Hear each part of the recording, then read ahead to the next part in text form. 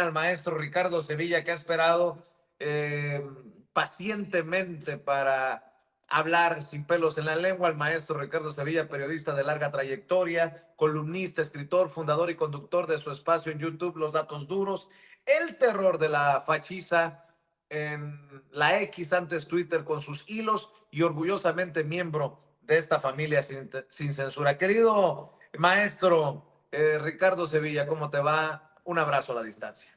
Un abrazo recibido y plenamente correspondido, querido Vicente, me va muy bien, muchísimas gracias. Estaba yo escuchando a Mike Vigil con gran provecho, una de las grandes autoridades en temas de narcotráfico, sabe muy bien sobre el asunto y pues bueno, está develando aquí cosas que nosotros sospechábamos. A mí no me da ninguna confianza lo que dice María Scherer, que efectivamente no tiene ninguno de los atributos, no heredó ninguno de los atributos intelectuales ni periodísticos que colmaban la vida de Julio Scherer García, el director, exdirector del periódico Excelsior, porque aunque usted no lo crea, hubo una época en donde el periódico Excelsior tenía cualquier suerte de personajes escribiendo ahí, haciendo auténticamente periodismo.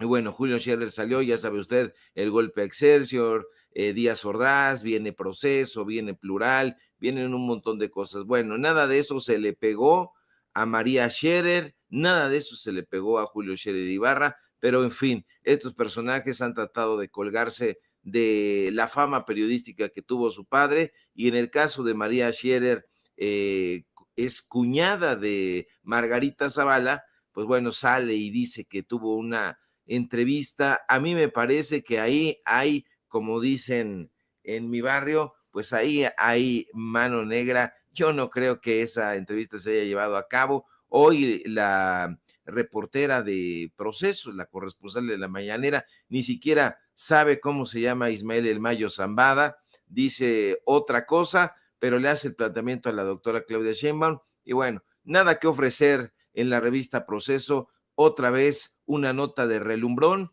y a todas luces un montaje, mi querido Vicente.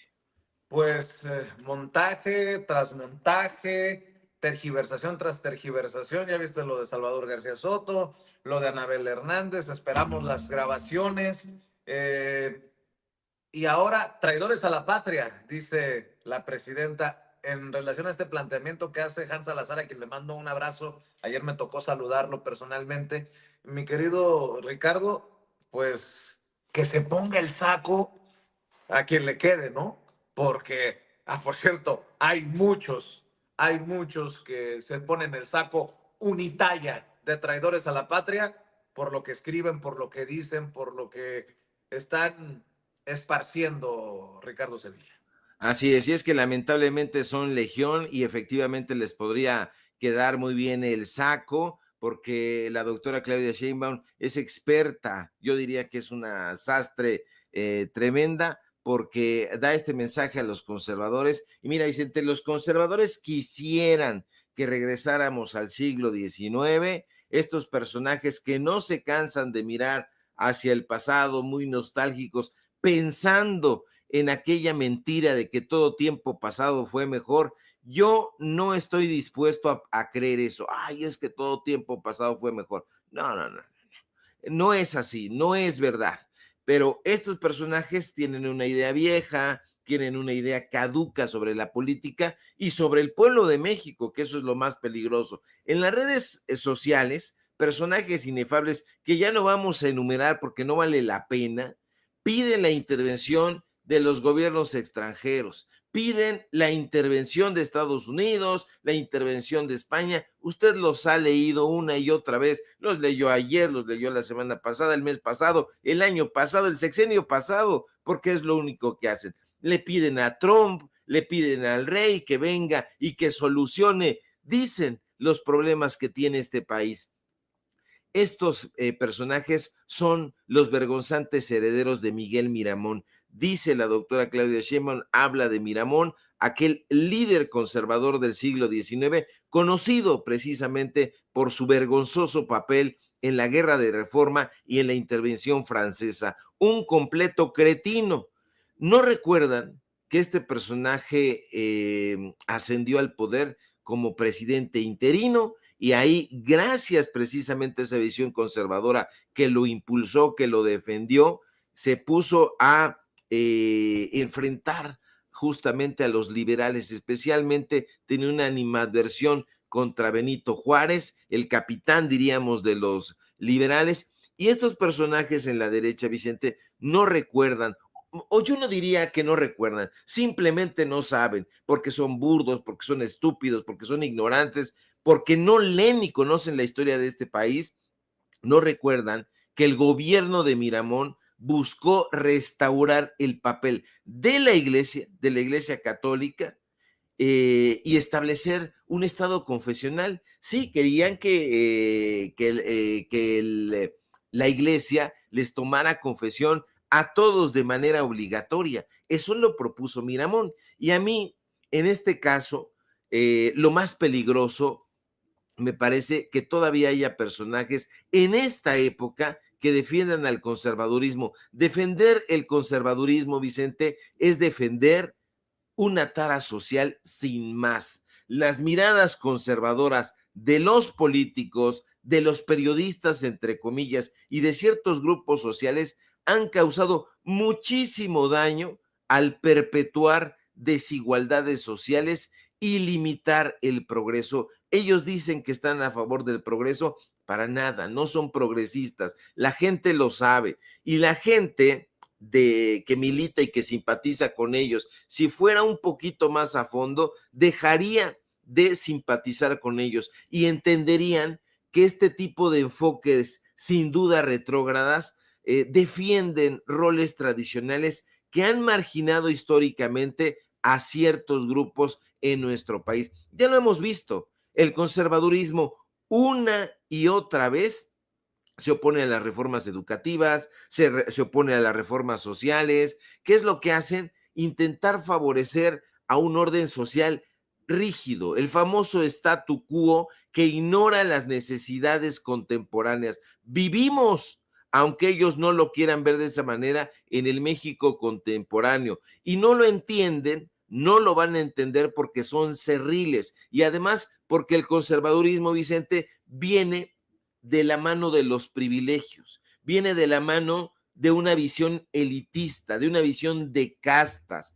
Y esta resistencia al cambio que tienen estos personajes ha propiciado que estos grupos no se adapten, no puedan entender ni en lo político, ni en lo económico, ni en lo social, ya no digamos en lo cultural, en lo artístico, los desafíos, los muchos desafíos sociales que exige una nación contemporánea. Es el México contemporáneo, aunque Guillermo Sheridan, ese conservador ramplón, piense otra cosa. Los conservadores, Vicente, ya lo hemos visto, lo hemos atestiguado, exacerban los problemas en lugar de resolverlos. Ahí están atizando estas críticas malavidas y malhadadas en las redes sociales. Echémosle un ojo, por ejemplo, a la historia de la educación en nuestro país y vamos a ver el daño que le ha hecho el conservadurismo a los estudiantes y a las escuelas. No podemos ser ciegos ante la realidad. Neguémonos a eso. Si hacemos un examen minucioso, nos vamos a dar cuenta de que la mirada conservadora en la educación de este país ha causado muchísimos efectos negativos. Ahí están, a la vista de quien los quiera ver, de quien los quiera recordar, porque recordar es muy importante en un proceso de transformación. Acuérdese usted, acuérdese nada más de la rigidez y de la mirada cuadrada de muchos educadores conservadores. Nosotros vivimos, tú y yo, Vicente, en una época, y mucha gente que los ve y que nos escucha también, en una época donde los profesores se comportaban de una manera distinta. Recuerde su juventud, su adolescencia, su infancia en las escuelas, cómo era. Los profesores en su mayoría promovían desde el conservadurismo un enfoque rígido. ¿Qué hacían? Pues priorizar la obediencia, la memorización. Tómate esta biografía, esta monografía, te paras ahí, la recitas. Y eso hacían, priorizaban la obediencia. Siéntate, cállate. Oye, estoy en desacuerdo con eso, profesor, te callas. Memoriza y listo. Eso limitaba el desarrollo del pensamiento crítico y de la creatividad. porque usted no lo va a creer. Pero aquí mismo, en esta calle, en este barrio, lamentablemente hay todavía miradas conservadoras que todavía enfrentan esas secuelas, justo por esa formación, porque hay muchos personajes que se formaron bajo aquel enfoque conservador y tienen un pensamiento burdo y retrógrada, y eso tiene una razón de ser. ¿Cuál es esa triste razón de ser? La mirada conservadora, como es vieja, como es ajada, pretende que se excluyan temas contemporáneos en la mesa de la discusión. ¿Qué temas son los contemporáneos? La diversidad sexual, los derechos humanos, la crítica, y eso, al oponerse a ello, van perpetuando pues una serie de desigualdades, de segregación escolar. Eso es muy terrible, la segregación escolar. Hoy podemos ejercer la crítica en todos los lugares de este país, en todos, en cualquier localidad, en cualquier municipio, en cualquier regiduría, en cualquier calle, en cualquier avenida. Antes eso no se podía hacer porque la educación servía a las élites conservadoras y tenía la educación centralizada y luchaban a brazo partido. Bueno, no luchaban porque estaban aplastados a dos nalgas en sus oficinas, pero se afanaban porque esa visión centralizada y conservadora continuara. Ellos buscaban y siempre han buscado el centralismo, y eso también tiene una razón, una sin razón de ser, porque la centralización del control educativo, ¿qué es lo que hace? Inhibe la autonomía de los estudiantes, de los docentes, y levanta, erige una muralla en la participación de la comunidad educativa. ¿Qué es lo que hace eso? Favorece un sistema, nuevamente, insisto, de castas, de élites. Y eso es lo que no quieren volver, no, es lo que no quieren ver los conservadores, mi querido Vicente, quieren volver a Miguel Miramón. Así es. Y bueno, hablando de estos personajes, están al nivel, yo nunca pensé decir esto, pero están al nivel del loquillo de Gilberto Lozano, mi querido Ricardo Sevilla. Gilberto Lozano, aquel de las casitas de campaña que se elevaban por los cielos, al que lo castigaba la Virgen, ¿no? Le caía encima. Aquel que me tiraba calabaza y que un día lo mandé a chingar a su madre aquí en vivo y en directo sin censura, pues quedó muy afectado. Anda haciendo encuestas que dice que para declarar a Monterrey como Texas, ¿no? Una república independiente. No es broma, no es broma. Vea y escuche. Hola amigos, hoy es enero 15 del año 2025, soy Gilberto Lozano, un vocero más que lucha por la independencia de la Regia República de Nuevo León. Como tú seguramente lo sabes, el Consejo Estatal Electoral del Estado de Nuevo León, en pleno, en forma unánime, aprobó este ejercicio democrático de preguntarle a los ciudadanos de Nuevo León qué quieren como futuro para sus familias, para su terruño. La pregunta es clara, pero esa no habrá que contestarle en este momento.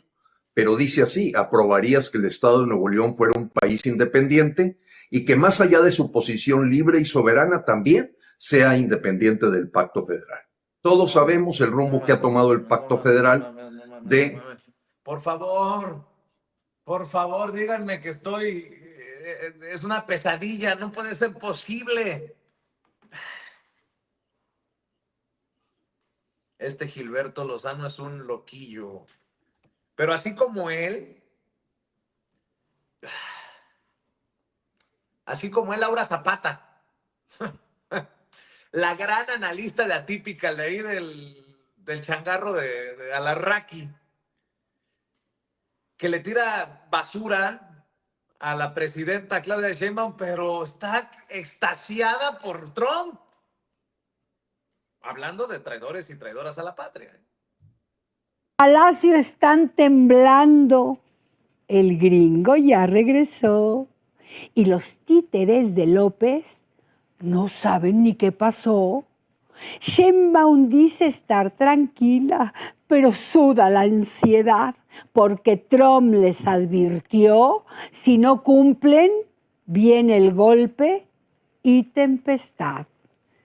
Marcelo juega al sumiso. Mr. Trump, no nos maltrate. Pero el güero le responde, ya sé bien quién eres, cuate. Los gringos quieren respuestas, ya no quieren simulacros. Quieren nombres, quieren pactos, quieren al en el marco. La DEA ya hizo su lista y el FBI también.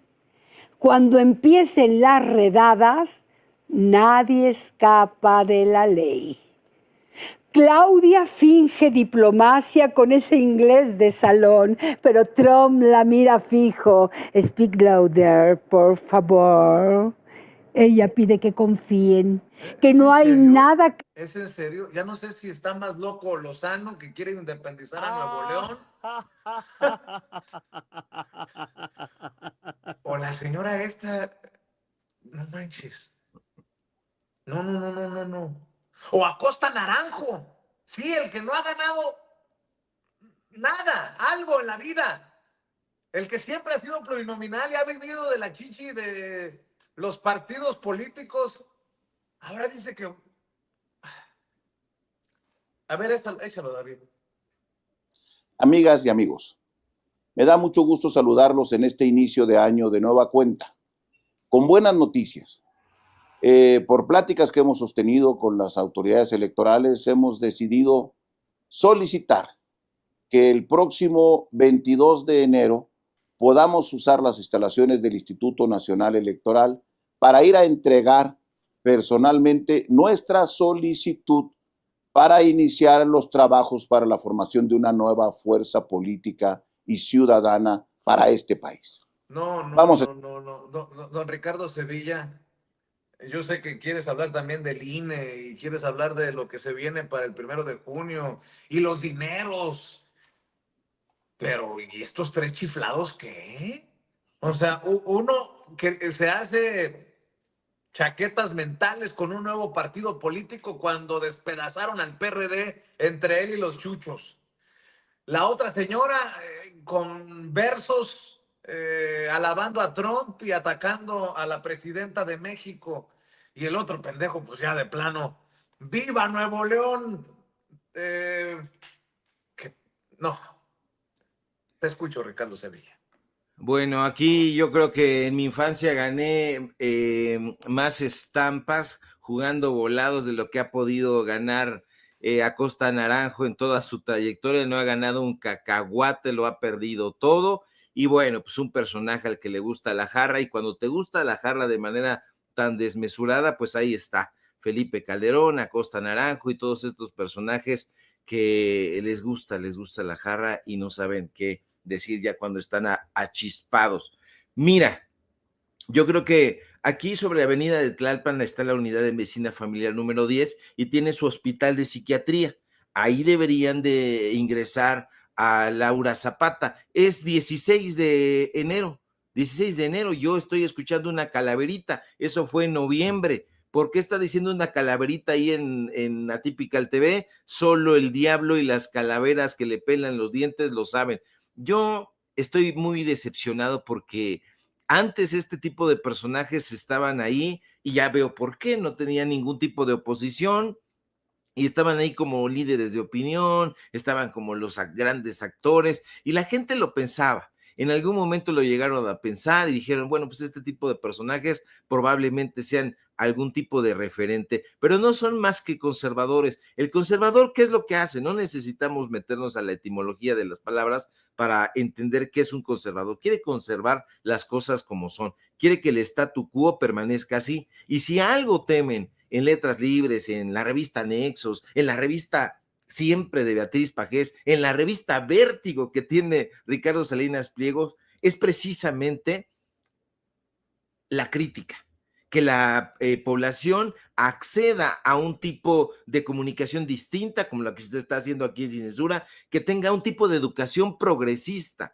¿Por qué le teme tanto el conservadurismo y estos soquetes que estamos escuchando a la educación? a la educación particularmente progresista y no conservadora, pues por varias razones muy importantes. ¿Por qué? Porque la educación progresista, insisto, fomenta la participación crítica, promueve el pensamiento indócil y yo diría el aprendizaje experiencial y de investigación, porque ay carajo, cómo le temen estos oquetes al pensamiento crítico y a la investigación. Lo hemos visto cómo palidecen o cómo tiemblan cuando les presentamos justamente las investigaciones, los datos duros. Las cosas están cambiando y no lo van a poder parar. A mí me parece que están cambiando, de hecho, a pasos agigantados, y esto decíamos al principio del sexenio de Andrés Manuel López Obrador, se va a llevar tiempo, sí se está llevando tiempo, pero francamente, Vicente, no tanto tiempo como yo me hubiera imaginado. Están cambiando las cosas a pasos agigantados.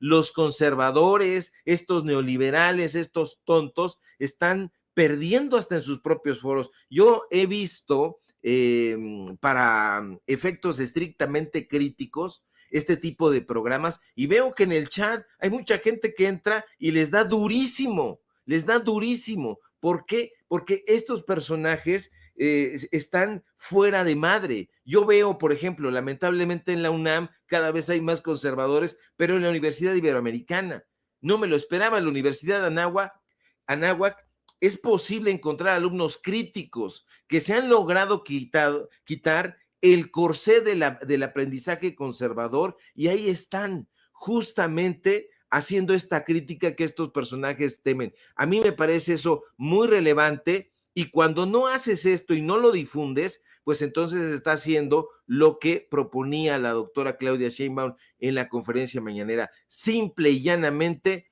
un traidor a la patria. Eso es lo que son, Vicente, unos traidores. Ellos quieren tener privilegios, ellos quieren estar becados, ellos quieren recibir chayote, quieren vivir del presupuesto porque son vampiros, vampiros conservadores que le han chupado, estaban acostumbrados a chuparle transeccionalmente la sangre al pueblo de México. Y como nadie les está haciendo caso, pues entonces salen y dicen este tipo de calaveritas, este tipo de estupideces, y entonces se ponen miramonescos. Llaman a las potencias extranjeras, llámenle a Estados Unidos, llámenle a Trump, llámenle a España, llámenle al rey, que venga y que nos salven, dicen estos estúpidos. El estúpido payaso Broso estaba ahí en un carrito con su amigo Loretito diciendo esta clase de estulticias. El injerencismo, Broso, Víctor Trujillo, entiéndelo por favor, es meterse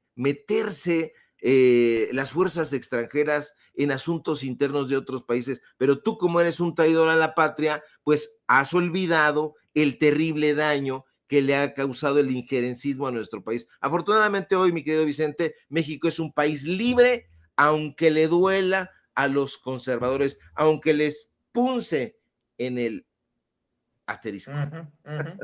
Oye, Ricardo, para cerrar, si me permites, hemos hablado de la decadencia en TV Azteca, los problemas que enfrenta Grupo Salinas, y en su momento hablamos de la salida de la dirección de la presidencia de Televisa de Emilio Azcárraga Gallán, el hijo del Tigre Azcárraga. Se está cayendo a pedazos Telerisa, ¿eh? Se está cayendo a pedazos. Estaba viendo el valor de sus acciones. Está por la calle de la amargura, pero me están informando que ya han desaparecido Televisa Sonora, ojo con esto, y que hay despidos masivos en Televisa Monterrey, en Televisa Tamaulipas, en Televisa Guerrero y, como le decía, en Televisa acá en Sonora, y que por lo menos hay 70 personas despedidas.